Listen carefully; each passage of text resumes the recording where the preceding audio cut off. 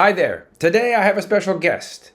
It's my guide to the Persian language, to Iranian history and culture, Sahra, whom I have mentioned before, and I wanted to have an interview with her to talk about the role that she has had in my Persian language learning. But remember, if you enjoy these videos, please subscribe, click on the bell for notifications, and if you enjoy, if you're on a podcast service, please leave a comment. So, hello, Sahra. Hi, hello Steve. How are you? I'm fine, thank you. So normally when we meet, of course, we speak Persian. So it's fun for me. It's much more relaxing to speak English. However, speaking English is not going to improve my Farsi. So first of all, can you tell us where you live, what's your educational background, your professional background, and so forth? Of course. So currently I'm living in Iran, in north of Iran, actually. Mm-hmm. So yeah, but I'm from Shiraz. You know the cities, some of the cities, right? Yes. So my educational background, I have a master's degree in translation studies, and I have translated a couple of books. So I've been a professional translator in Iran. And yeah, it's been a pleasure to be tutoring Persian to you. Okay, so, and I wanted to have this conversation to talk about how we have worked together. First of all, today is the last day of my sort of 90-day challenge, 3 months of Persian. And we are going to have a conversation in Persian. First, let me make it very clear that I have focused on Persian for 3 months. That doesn't mean that I started Persian 3 months ago. In fact, if I look at my statistics, I first started dabbling in Persian in June of 2018. And then if I look at my statistics, I see that I get very active around August of 2020. And there are sort of peaks and valleys because I have been sort of playing with Persian at the same time as I'm playing with Arabic, a little bit of Turkish. Yeah, and so I've had a lot of fun with it. I haven't been focused, but for the last 3 months, I was focused. So what I would like to discuss with you today is, first of all, the role. I want to talk a little bit about the role you have played and how you have found this experience, because it's different from your background. And then talk a little bit about how you think I have done in these 3 months that I've been focused on Farsi. So, first of all, I think before we connected, you were already teaching Persian, is that correct? Yes. Yeah, I was also teaching Persian. Yeah. Right.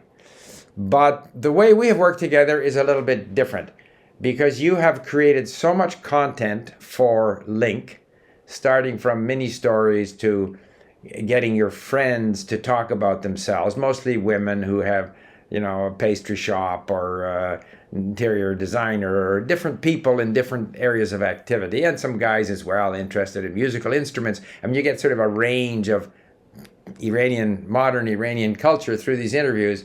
And then you, of course, created courses on history, on food, and other things. And then more recently, you have found podcasts that are of interest to me and are at my level. So how have you gone about, how is seen from your end of it? I'll talk about what it's been like for me, but what has it been like for you at your end of this experience? Yeah, so when we started actually this journey, at first after a couple of sessions, I actually realized that you are interested in history, in culture, in maybe politics of Iran, and so we actually we were mostly focusing on the topics that were interesting to you. So around these topics, you like to know about the culture. I found some people and talked to them. So there were so natural conversations with people. So you use them as your lessons and you got to know the culture. Also about the food, about Persian cuisine, and about many things. We actually had the topics about ethnicities in Iran. And yes. And many the history of Iran, which you were very much interested.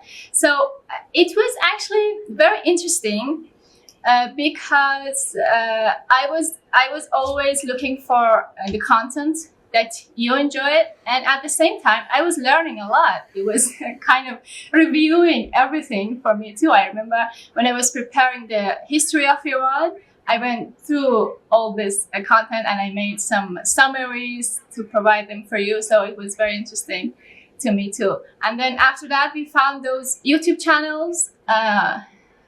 So we also used the YouTube channels which had transcriptions and the podcast. Yeah, the most recently we worked on the podcast, which was again about history and culture.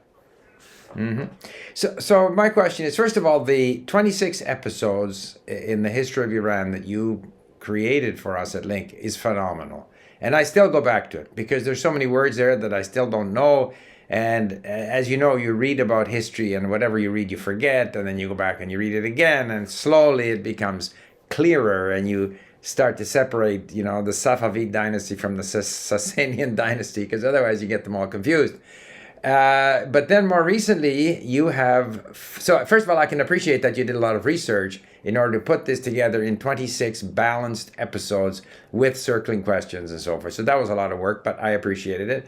But then recently, you have found both podcasts and YouTube videos with transcripts. And that's such a tremendous service, because for me to go searching the internet for...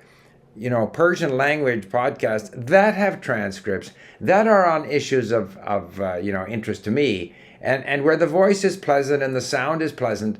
And so you do this for me. That's a tremendous service. How do you find these resources? So actually, as you know, it's not very easy to find the content in Persian, which also has the text, the transcript. Right. So, and also, which will be interesting to you, that too. So I actually searched some keywords looked for some keywords on YouTube, and then of course there is one popular podcast in Iran, so that fortunately had some of their videos had transcripts.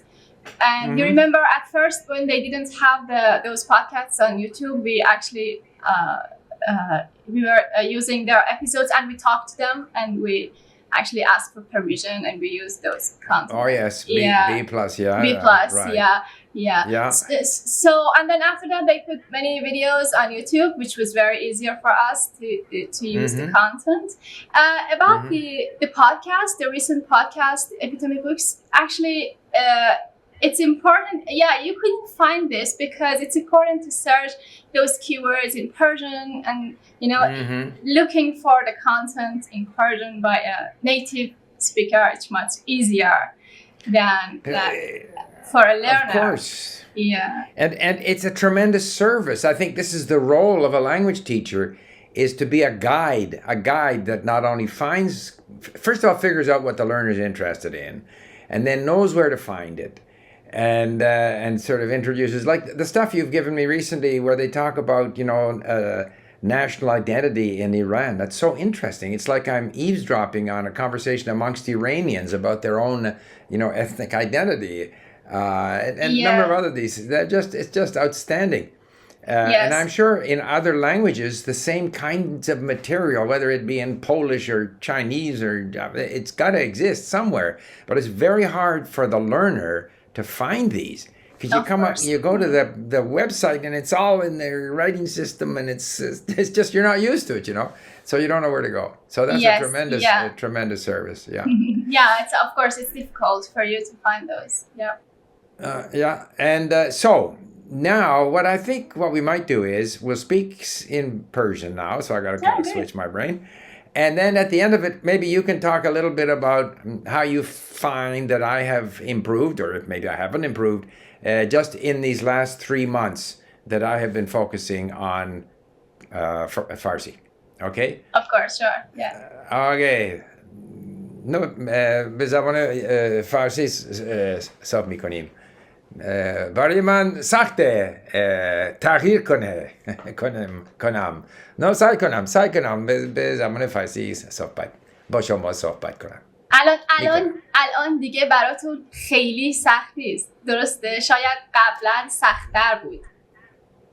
قبلا سخت‌تر بود. الان خیلی سخت نیست، ولی کلمات زیادی، کلمات که فراموش کردم که نمیدونم، ولی بیشتر از هر چیز من میفهمم. من همیشه فکر کنم که مهمترین چیزی اینه فهمیدن. ما باید بفهمیم. اگه ما میتونیم بفهمیم، مشکل دیگه خیلی مهم نیست. من میتونم کلمه ها پیدا کنم، خیلی مشکل بزرگ نیست اگه من بفهمم. آره درسته. اگر نفهمید نمیتونید ارتباط برقرار کنید.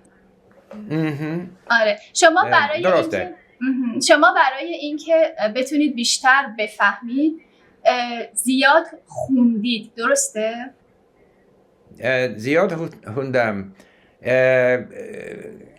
البته این محتوا در مورد تاریخ، هویت ایرانی برای من خیلی جالبه.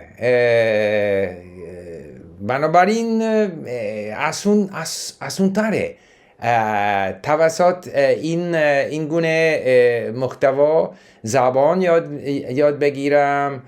جالبه. به نظر میرسه اگه زبان رو یاد میگیرم، فقط چیزی جالب در مورد چیزی جالب میخونم، گوش دهم. آره کاملا درسته. آره انگار که فراموش میکنید که دارید زبان یاد میگیرید، فقط لذت میبرید. لذت میبرم، فراموش کنم که زبان یاد میگیرم. آره و فکر میکنم که توی مکالمه های ما هم همینطور بوده. توی این 3 ماه که ما هر هفته 2 روز مکالمه داشتیم، درسته؟ گفتگو داشتیم. این هم همینطور بوده. انگار که اصلا شما مشغول یادگیری زبان نبودید، فقط راجع به موضوعاتی که جالب بوده صحبت می‌کردیم. درسته. موضوعات جالب. وقتی که ما با هم صحبت میکنیم، برای من فشار نیست. من سعی کنم چیزی بگم. به نظر من الان آسان‌تر شد با مقایسه به 3 ماه پیش. قطعاً. آره 100%. آره حتما آسان‌تر شده و من هم احساس میکنم که برای شما راحت تر شده نسبت به 3 ماه پیش. آره واقعا پیشرفت شما خیلی خیلی مشخصه بعد از این 3 ماه در مقایسه با 3 ماه پیش. من خوب فکر کنم که اگه من به هر زمان همزمان 2 زبان، یعنی زبان فارسی زبان عربی همزمان سعی کنم یاد بگیرم، سخت تره. اگه ممکنه با یک زبان تمرکز کنم، پیشرفت سریعتر هست.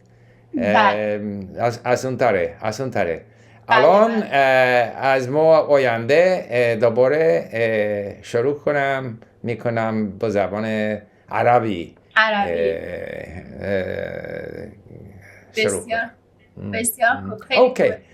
خب الان ما به زبان انگلیسی دوباره برای پیشرفت من، برای وضعیت زبان فارسی من دوباره به زبان انگلیسی صحبت میکنیم. بسیار. Okay. خداحافظ. Okay. So, I mean, it's hard to sort of have an artificial, to some extent, artificial conversation. But I have to tell you that between the material that you have provided me, that I so much enjoy reading and listening to, and then twice a week conversations, I feel so much more comfortable in my Farsi than I did 3 months ago. Of course. And you're more confident when using the words, using the structures. Yeah, I can feel that. So I remember that before you knew some words, but you didn't actually use them correctly, or you actually hesitated when using them. But then gradually I realized that you are using them without me mentioning those words. So it means that there's something like some patterns, as you always say, were formed in your brain, and then you just realize how to use those words just by practicing. Well, it's funny. You start to understand words. You still confuse words. You tend to confuse this word with that word, and you can't really distinguish them. But over time, it's as if these words sort of slowly become clearer and clearer, and at some point, you're able to recall them naturally. Whereas up to that point, you're trying to recall the word, you have sort of this vague recollection of the word, but you can't really produce it. And the only way this starts to happen is if you have enough continuous exposure to the language and listening, but also reading. Reading is so important because when you're reading, and I read an article about this, when you're reading, you're actually sub-vocalizing. So that in the brain, apparently reading is closer to speaking than listening. When you're listening, you're not producing the language in any way. But when you're reading, because reading is something that's very recent from an evolutionary perspective. I mean, most people never read throughout history. People didn't read. It's only recently that people have started reading, only in the last few hundred years. And only a small percentage of people ever read. So that it's a new thing for the brain. And the brain is actually creating the language when we're reading. So reading is very powerful. People don't realize it. But the listening is, of course, much easier to do because I can do it whenever I want. Well, thank you. Go ahead. Yeah, and I know that you're recently enjoying more from reading with this new feature that you're trying on your. I don't want to talk too much because we're still playing around with different ways of doing it. But in recreating the sentences, but that'll come. That's still a few weeks away. But we're continuing to work on things so that. Working with our interesting content of interest, which I tend to do in sentence mode, because it's easier to go sentence by sentence rather than a whole page of text. And now I have this ability to reconstitute the sentence that I've been studying, and all of that is getting me into the language. And of course, our twice weekly conversations. So it's important to have a variety of activities, but I think it's really key to have content of interest. And that's where I think the role of someone like you, who is a language guide more than a language teacher, I think that's just so important. So I thank you very much for introducing me to all these things. It's been a pleasure, and I really enjoyed that, actually, myself too. Thank you. Okay. And I haven't given up. I may do Arabic for 3 months, but I'll be back to Persian as well. So. Oh, okay. Thank you. And I will keep sending you content so that you don't forget. Oh, please do. Please do. Yeah. Okay. Well, thank you very much, and I hope this was of interest to my listeners as well. Thank you. Thank you very much. Thank you. Bye-bye. Bye.